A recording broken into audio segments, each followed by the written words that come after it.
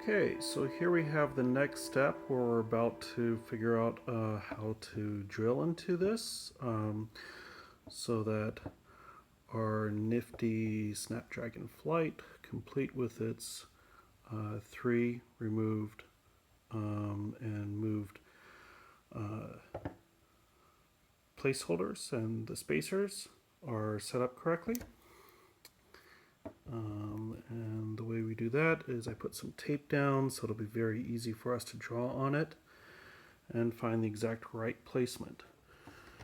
So let's go ahead and put everything together here and find the right place for everything. That looks about right. Now I'm going to make a mark.